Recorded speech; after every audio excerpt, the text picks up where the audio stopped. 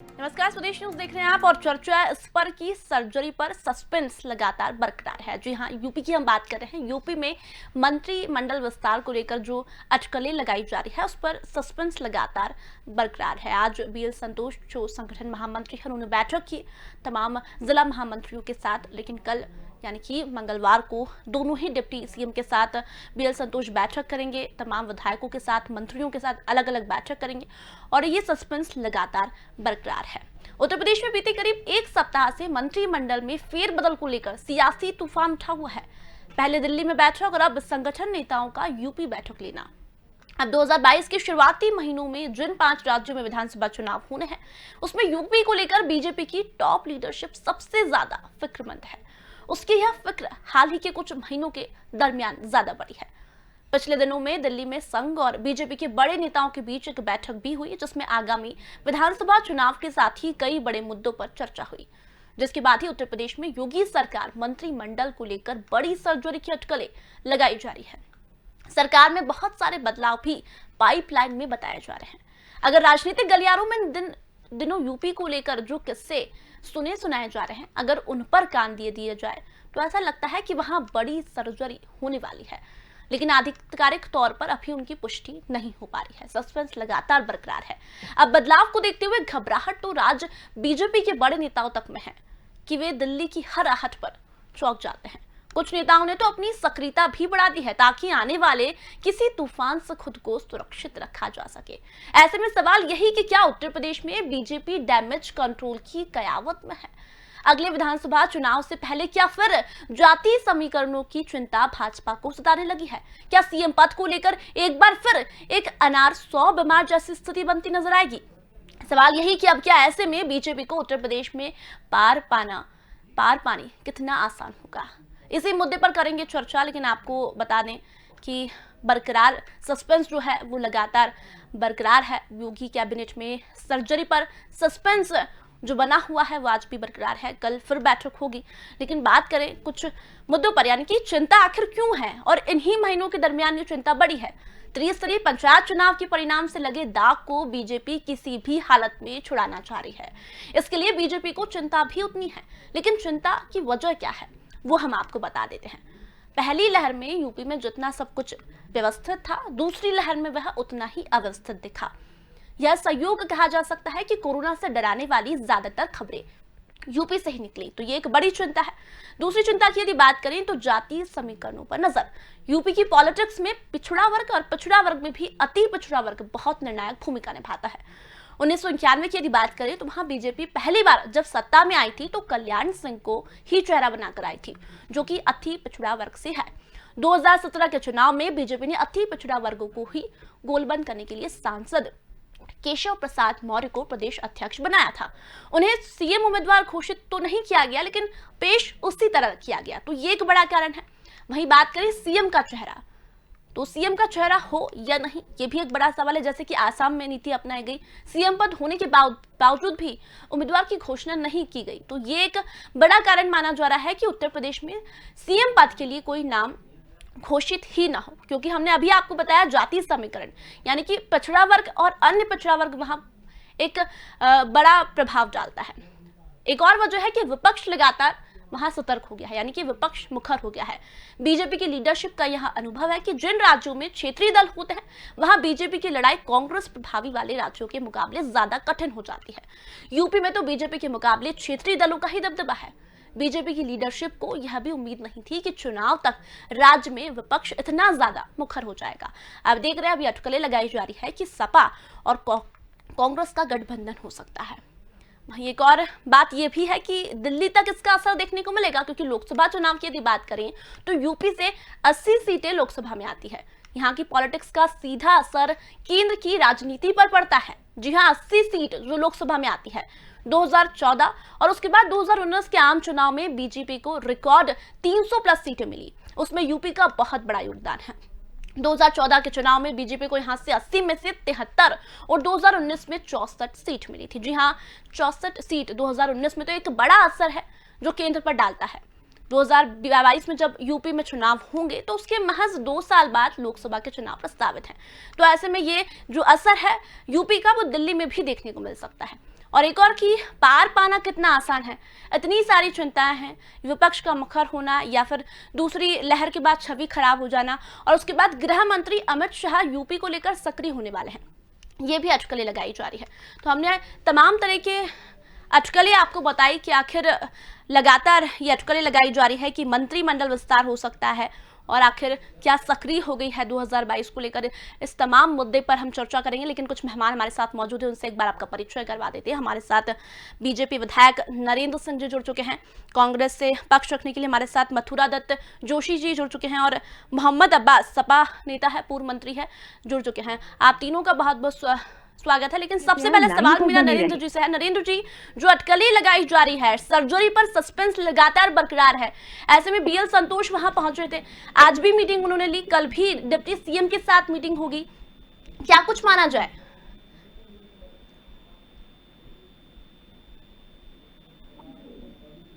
जी नरेंद्र जी। Audio बहुत खराब आ रही है। नरेंद्र जी, अभी आवाज आ रही है आपको मेरी? आवाज बहुत खराब आ रही है आपकी। चलिए, नरेंद्र जी से हम संपर्क नहीं कर पा रहे हैं, लेकिन अब मैं आऊंगी। मोहम्मद अब्बास हमारे साथ जुड़े हुए हैं, सपा से पूर्व मंत्री है। मोहम्मद जी, बीजेपी में एक सस्पेंस लगातार बरकरार है, एक बड़ी उठापटक, बड़ा फेरबदल यूपी में देखने को मिल सकता है। ऐसे में सपा की यदि बात करें तो अब अटकलें लगाई जा रही है कि सपा कांग्रेस के साथ गठबंधन कर सकती है, तो आप लोग भी इतने ही सक्रिय नजर आ रहे हैं 2022 को लेकर?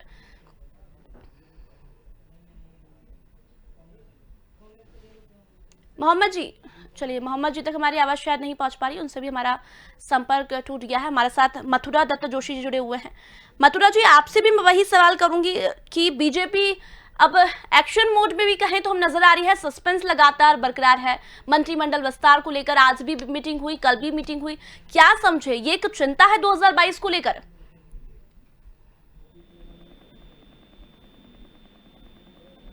मथुरा जी, आप तक मेरी आवाज पहुंच पा रही है?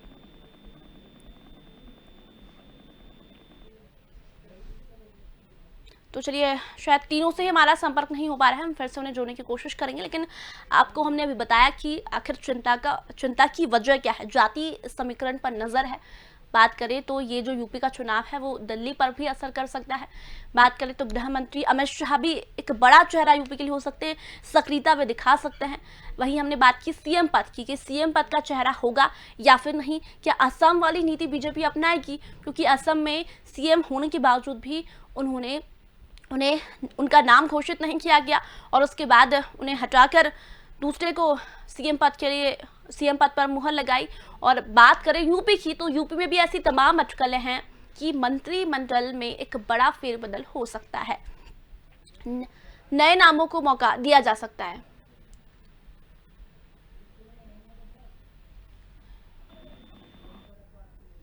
और चलिए, इस पूरी खबर पर ज्यादा बात करने के लिए हमारे साथ सपा नेता पूर्व मंत्री मोहम्मद अब्बास जुड़ गए हैं। मोहम्मद जी, बहुत बहुत स्वागत है स्वदेश न्यूज पर आपका।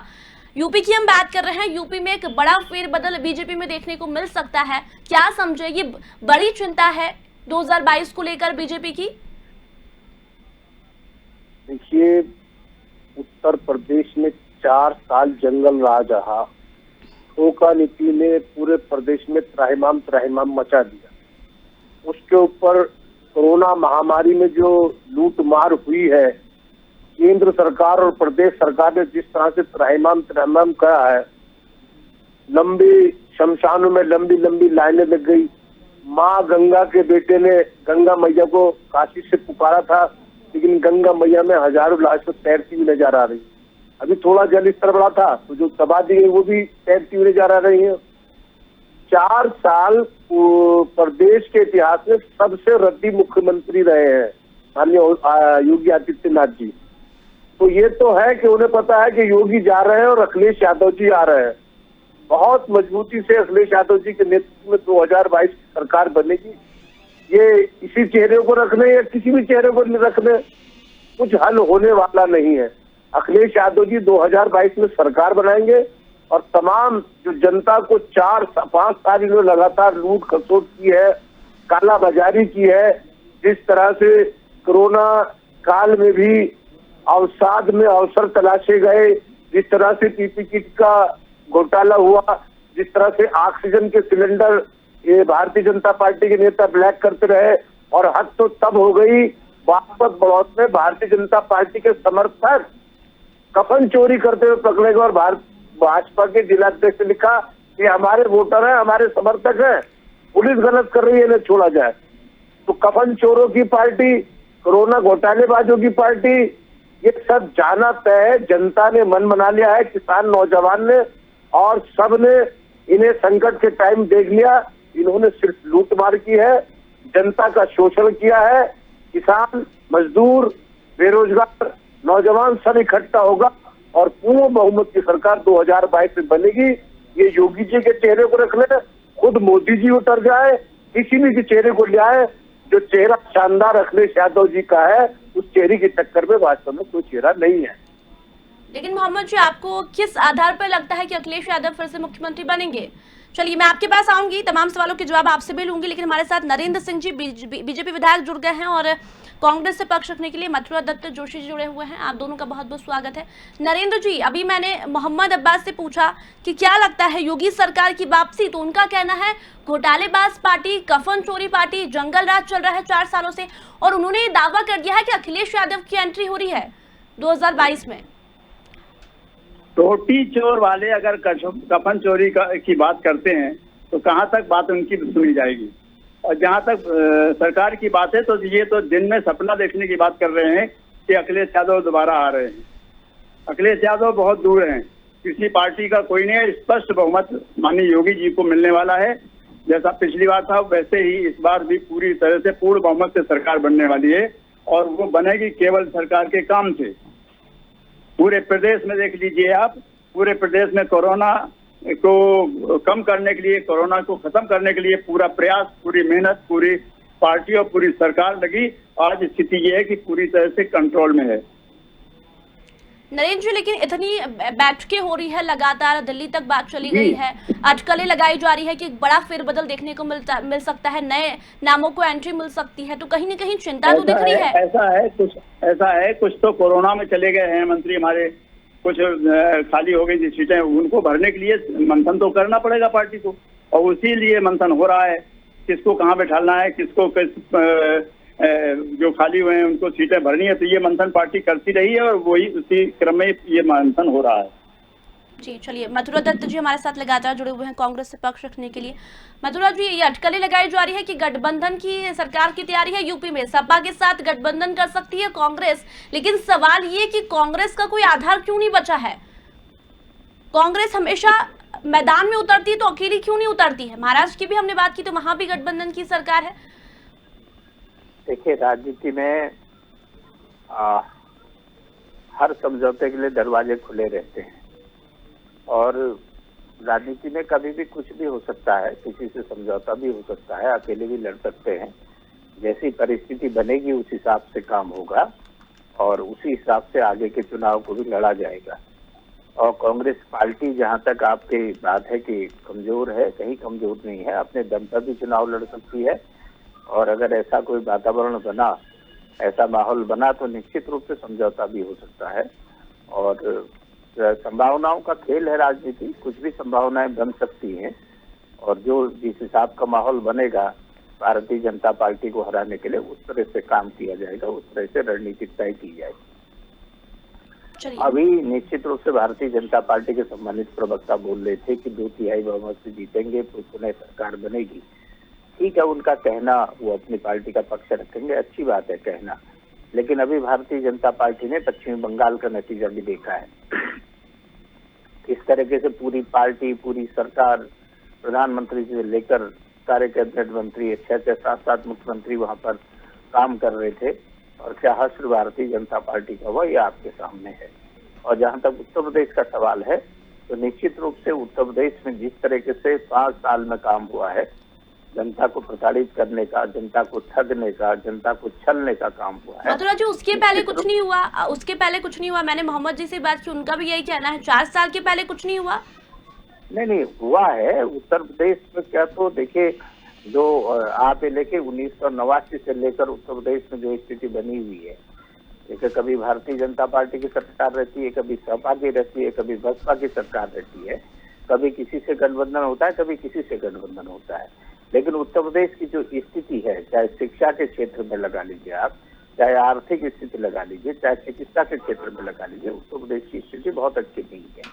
और जैसी स्थिति उत्तर प्रदेश की होनी चाहिए थी वैसी नहीं है।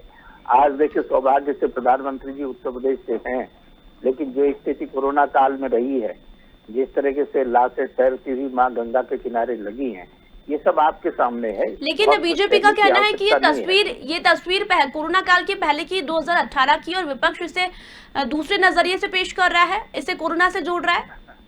देखिए, अब विपक्ष या बीजेपी कुछ भी कहने के लिए स्वतंत्र है। मैंने कहा जो वो सत्ता में है वो कुछ भी कहेंगे। वैसे भाजपा तो जो कहती है उसे वो उस हिसाब से कहती है कि वो झूठ को भी सच बताने का उन पर गुण है, ताकत है उन पर, उनकी क्वालिटी है, वो कह सकते हैं। लेकिन सबने देखी है, जो बिहार के अधिकारियों के बयान आए हैं, उत्तर प्रदेश के अधिकारियों के बयान आए हैं, सबने देखा है किस तरीके से गंगा के किनारे बस्तर जिले में दिखाई दी वहाँ, और जिस तरीके से बनारस के आसपास आगे के गाजीपुर जिले में जिस तरीके से दिखाई दी है डेड बॉडी और मानव शव दिखाई दी है, वो सबके सामने है। देखिए, उसमें बहुत कुछ कहने की आवश्यकता नहीं है। ठीक है, भाजपा अपने को सेफ करना करेगी, अपने को बचाव में वो कुछ भी कह सकती है, लेकिन जनता सब जानती है कितना काम हुआ है, क्या काम हुआ है और किस तरीके का काम हुआ है, ये सबके सामने है।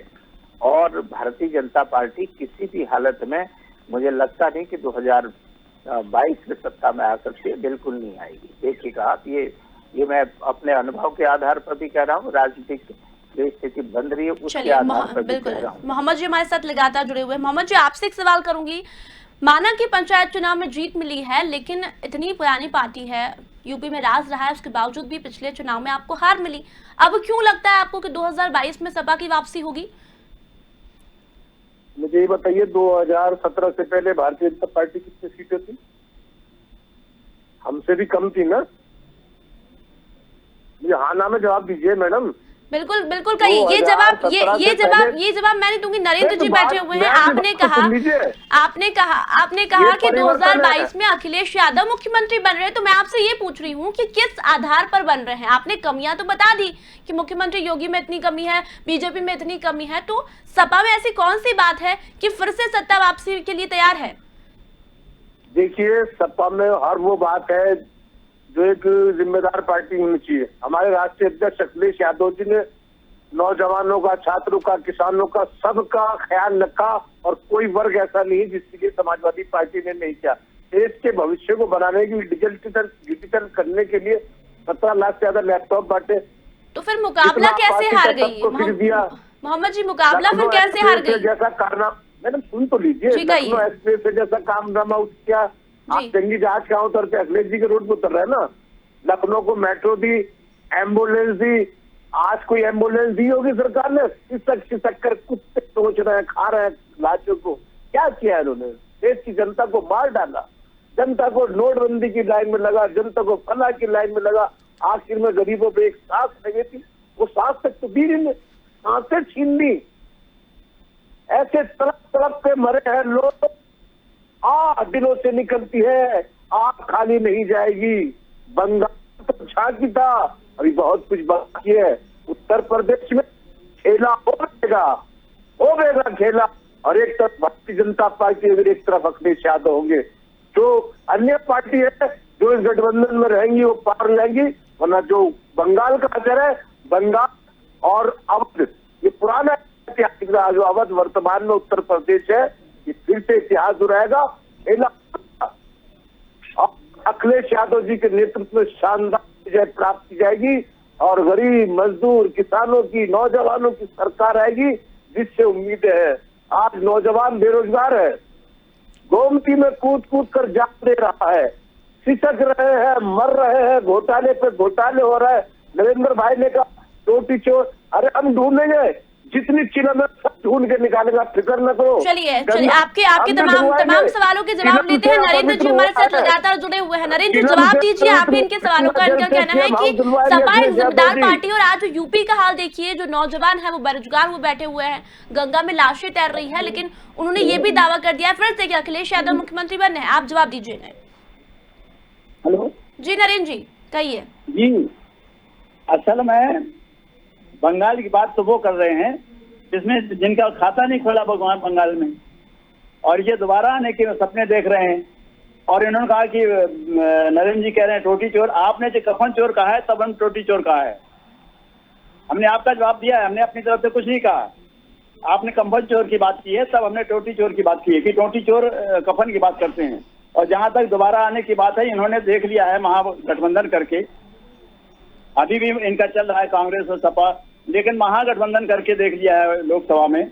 अगर ये काम पर अगर ये कह रहे हैं कि हमने लैपटॉप बांटा है, हमने बेरोजगार भत्ता बांटा है, ये सब बांटा हुआ होता अगर, तो योगी जी को इतना बहुमत कहाँ से मिल जाता। रही बात योगी जी के 4 साल के कार्यकाल की, एक मुफ्त 4 साल में योगी जी ने जितना किया है उसे पिछले 3-4 सरकारों ने कम से कम 15 साल की सरकारों का रिकॉर्ड तोड़ा है योगी जी के 4 साल के कार्यकाल में।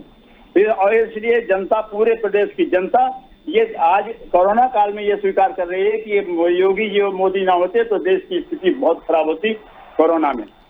लेकिन ये तो कुछ और ही कह रहे हैं नरेंद्र जी, ये तो कुछ और ही कह रहे हैं कि लाशें इतनी तेरी, बेरोजगार युवक हो रहे हैं, बंटा ढार कर दिया देश का। कुछ कहने के लिए है नहीं, तो ये जो चाहे वो कह सकते हैं, इनको छूट है।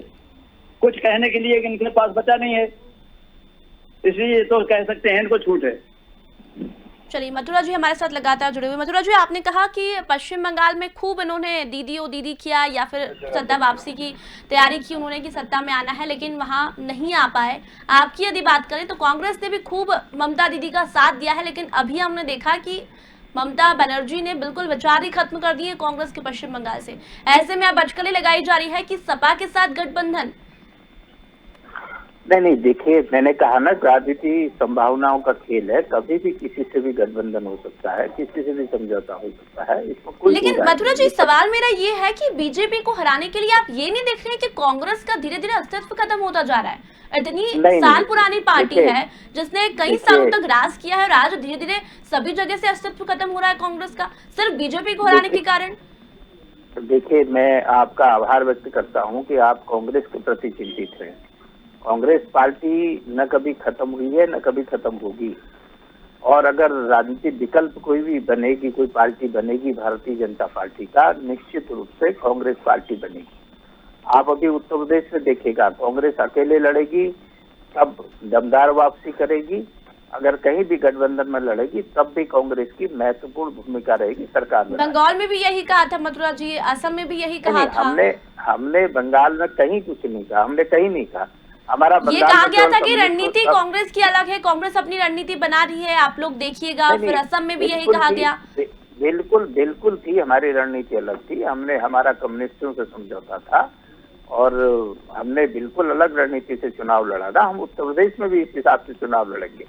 और मैंने एक शब्द आपको जो पहले कहा कि राजनीति संभावनाओं का खेल होता है। राजनीति में कभी किसी के लिए दरवाजे एकदम बंद नहीं किए जा सकते हैं, और राजनीति में कभी भी कहीं पर भी समझौता हो सकता है। और भारतीय जनता पार्टी जैसी फासिस्ट पार्टी को हराने के लिए हम बार बार इस बात को कह रहे हैं कि जितने भी लोकतांत्रिक मूल्यों पर विश्वास रखने वाले लोग हैं, धर्मनिरपेक्ष पार्टियां हैं, उनको निश्चित रूप से एक मंच में आना पड़ेगा। अगर आपको भारतीय जनता पार्टी को दिक्कत देनी है, भारतीय जनता पार्टी को हराना है, तो सब अपने आपसी मतभेद भुलाकर एक मंच में आने की आवश्यकता आपको पड़ेगी। आप देख लीजिए कि 5 साल में उत्तर प्रदेश का क्या हाल हुआ है, क्या स्थिति उत्तर प्रदेश की हुई है, आप देख लीजिए।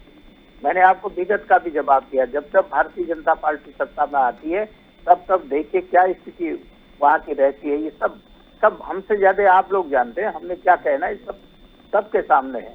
आप देखिए क्या नौजवानों का हालत हुआ, इन्होंने कहा कि हम रोजगार देंगे, कितने रोजगार इन्होंने उपलब्ध कराए। आपकी पार्टी में सभी नौजवानों को रोजगार मिल रहा है मथुरा जी? हाँ, बिल्कुल मिल रहा है। लगभग हमने संवैधानिक पदों पर जो संवैधानिक प्रदत्त अधिकार है रोजगार देने के, सरकार का नैतिक दायित्व होता है वो रोजगार उपलब्ध कराए। और बताइए इन्होंने कितने रोजगार मथुरा जी बिल्कुल, मैं आपकी बातों को आपने कहा कि हमने रोजगार दिया है, लेकिन कुछ समय पहले ही सोनिया गांधी ने कहा है कि पार्टी में सुधार की बहुत जरूरत है। नहीं, देखिए हमारी राष्ट्रीय अध्यक्षा हैं, पार्टी में बहुत कुछ सुधार की आवश्यकता है, सारे महसूस करते हैं। जो जिस हिसाब से कांग्रेस पार्टी बिल्कुल मथुरा जी, अब देखना होगा कि जो यूपी में अटकलें लगाई जा रही है मंत्रिमंडल विस्तार को लेकर एक बड़ा फेरबदल देखने को मिल सकता है। ऐसे में सत्ता वापसी किसकी होगी, ये एक बड़ा सवाल है। ये अटकलें लगाई जा रही है कि सपा और कांग्रेस का गठबंधन हो सकता है, वहीं बीजेपी भी अब 2022 को लेकर लगातार सतर्क हो गई है। फिलहाल समय की कमी के चलते मैं तीनों ही मेहमानों को धन्यवाद करना चाहूंगी। तो बता दें, सर्जरी पर सस्पेंस लगातार बरकरार है। जी हाँ, आज भी बैठक हुई, बीएल संतोष ने बैठक ली, कल भी वे बैठक लेंगे। दोनों ही डिप्टी सीएम के साथ बैठक होगी, तमाम मंत्रियों विधायकों के साथ अलग अलग बैठक करेंगे बीएल संतोष, और एक बड़ा फेरबदल देखने को मिल सकता है योगी सरकार में, क्योंकि 2022 का चुनाव है। पंचायत चुनाव की हार के बाद कहीं न कहीं बीजेपी अब चिंता में है कि 2022 का जो चुनाव है उसमें सत्ता वापसी बीजेपी की होना उन्हें तय लग रहा है कि कहीं ना कहीं सत्ता वापसी करनी है। और ऐसे में सपा भी सक्रिय है, कांग्रेस भी सक्रिय है, और अब देखते हैं कि 2022 में क्या होता है और कल इस मीटिंग के बाद क्या कुछ फैसला सामने निकल कर आता है। तो फिलहाल चर्चा में इतना ही, जल्दी लौटेंगे, तब तक बने रहिए स्वदेश न्यूज के साथ। नमस्कार।